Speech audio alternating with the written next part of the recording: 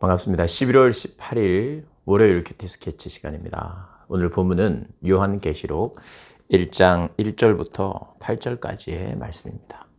오늘 본문은 이렇게 시작합니다. 예수 그리스도의 계시라.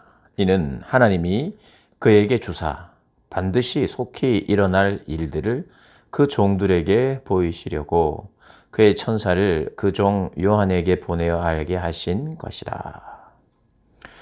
오늘 본문은 이제 요한계시록인데요. 요한계시록은 우리가 보통 심판에 대한 이야기, 마지막 때에 어떤 심판이 있는가 이런 생각을 할 수도 있는 그런 성경인데요. 물론 심판이 있습니다. 근데 그 심판이 믿는 우리에게는 또 구원의 날이 된다는 것, 그리고 그 심판이 있어야만 하나님의 사랑이 의미가 있다는 것. 공의로운 사랑이죠. 그리고 그 심판조차도 공의를 행하시는 그 하나님 앞에 모든 피조물은 경배하고 공의를 베푸시는, 공의로 다스리시는 그 하나님을 찬양하게 됩니다. 그러니까 심판을 당해서 심판받아서 죽어가는 불쌍한 사람들 옆에 있는데 하나님을 찬양하고 높인다, 이런 의미가 아니고요. 하나님은 구원하고 심판하고 벌하는 걸 통해서 하나님이 영광을 받으십니다. 우리가 꼭 기억해야 되는 것이 있어요. 하나님이 찬양받기에 합당하신 분이다라고 말할 때는 기준 없이 내가 원하는 것이든 저 사람들이 원하는 것이든 모든 원하는 것을 들어주고 또 용서하되 조건 없이 용서를 하지만 기간이 있다는 것, 정한 때가 있다는 것, 주님이 다시 오시기 전까지 회개를 해야 되는데 그 기한이 있다는 것, 그걸 기억하고 하나님의 사랑, 용서, 그 용서 베푸심에 대해서 우리가 은혜로 받아들이는 거죠. 그 기한이 없다면 그것이 하나님의 은혜가 될 수가 없어요. 왜냐하면 그냥 영원히 용서받을 수 있는 존재로 영원히 기회가 있는 존재는 아니니까 그래요.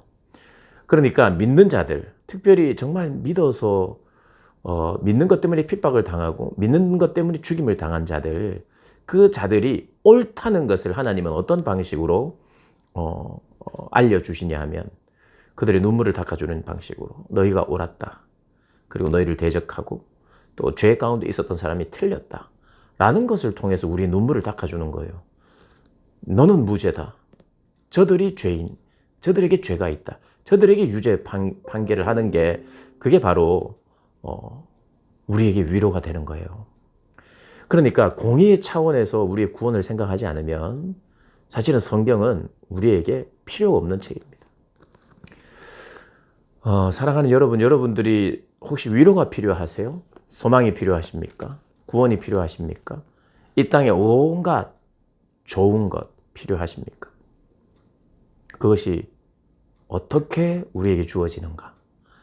오늘 성경은 한결같이 이야기하지만 특별히 요한계시록은 더 분명하게 이야기합니다. 모든 위로는 예수님으로부터 와요. 모든 소망도 예수님으로부터 옵니다. 모든 소망이 예수님으로부터 오고 구원이 예수님으로부터 와요. 그러니 예수님을 통하지 않고는 구원을 생각할 수가 없죠. 우리가 다 알던 바잖아요.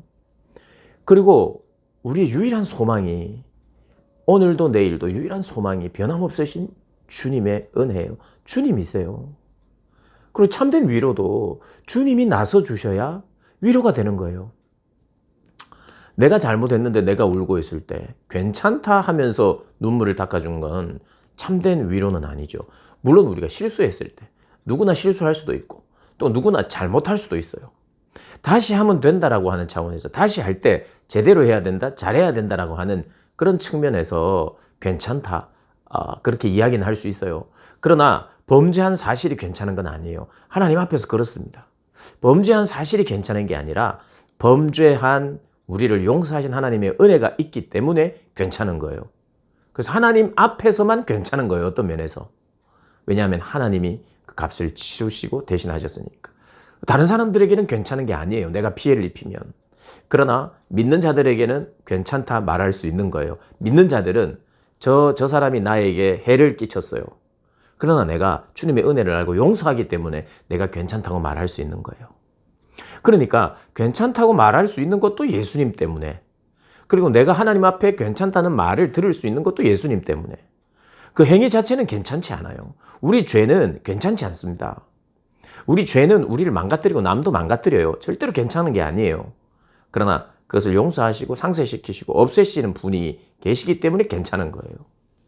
그런 면에서 우리가 괜찮으려면 예수님이 필요하고 예수님의 은혜가 필요하고, 그리고 예수님의 그 은혜를 우리가 알면서 살 때 심판이 있다는 것도 기억해야 그게 진짜 우리에게 소망과 위로가 되는 거예요.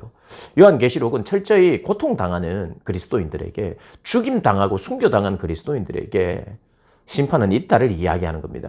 그래야 그들에게 위로가 돼요. 심판이 없다, 위로가 안 됩니다. 심판이 있다, 그 의로운 심판이 있다. 그래서 요한계시록은 그 이야기를 계속하는 겁니다. 의로운 심판이 있다. 우리도 심판 받아야 되는 사람인데 예수 그리스도로 말미암아 우리의 심판이 구원으로 바뀌었다는 걸 이야기하는 거예요. 그러니 구원도 소망도 위로도 전부 다 우리가 바랄 수 있는, 이 땅에서 살면서 우리가 처한 현실을 알고 이 땅에서 살면서 가장 우리가 구할 수 있는 좋은 모든 것은 오직 예수님으로부터 나온다는 것. 그걸 우리가 고백하는 게 우리의 신앙입니다. 그래서 오늘 온갖 좋은 말이 다 나와요. 은혜와 평강이 우리에게 주어집니다. 그리고 성경은 거의 대부분 서신서에서 주의 은혜와 평강이 있을지어다 이렇게 이야기해요. 그건 주님 때문에 가능한 거거든요. 주님이 우리에게 주신 은혜와 평강이 있고, 그 모든 은혜와 평강, 구원으로 말미암아 우리에게 주신 그 모든 은혜는 성부 하나님, 성자 하나님, 성령 하나님, 삼위일체 하나님이 일하신 결과라는 것을 오늘 또 본문이 이야기해요. 그래서 이렇게 찬양하는 거예요. 충성된 증인으로 죽은 자들 가운데서 먼저 나시고 땅의 임금들의 머리가 되신 예수 그리스도로 말미암아 은혜와 평강이 너희에게 있기를 원하노라. 우리를 사랑하사 그의 피로 우리 죄에서 우리를 해방하시고 그의 아버지 하나님을 위하여 우리를 나라와 제사장으로 삼으신 그에게 영광과 능력이 세세토록 있기를 원하노라. 이렇게 이야기를 합니다.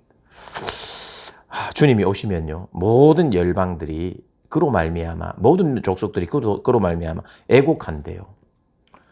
두 가지 애곡입니다. 하나는 심판받는 자들에 대한 불쌍함의 애곡이고, 그것이 하나죠. 그런데 우리에게 그 애곡이 있어야 돼요. 두 가지 애곡이라기보다는 두 종류의 애곡. 마지막 때의 애곡은 늦은 거예요. 마지막 때의 후회는 늦은 거예요. 그러나 지금 후회하고 지금 돌이키는 것은 의미가 있어요. 지금 애곡하는 것은 의미가 있어요. 죽은 결과, 심판의 결과로 애곡하는 것은 의미가 없어요. 그 끝은 슬픔이에요. 그러나 지금 그 끝을 바라보는 마음으로 이미 죽은 나, 죽을 수밖에 없는 나, 내 죄에 대해서 애곡하고 회개의 영을 부어주십시오. 그러면 마지막 날에 해야 할 애곡을 지금 하게 되면 그 사람은 구원을 받는 거예요.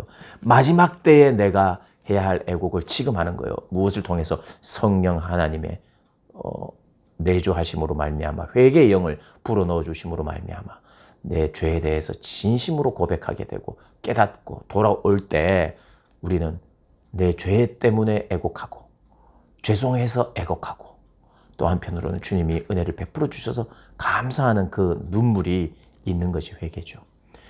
사랑하는 여러분, 지금 애곡해야 합니다. 지금. 그래서 주님 앞에 실제를 보게 해달라고 기도하고, 또 내가 마지막 때에 심판받으며 애곡하는 사람이 아니라 지금 회개하여 애곡하여 하나님께 구원받은 백성으로서의 삶을 살아가는 그런 사람 되게 해달라고 기도하면서, 몸부림치면서 자기를 돌아보면서 살아가시길 주의 이름으로 축복합니다.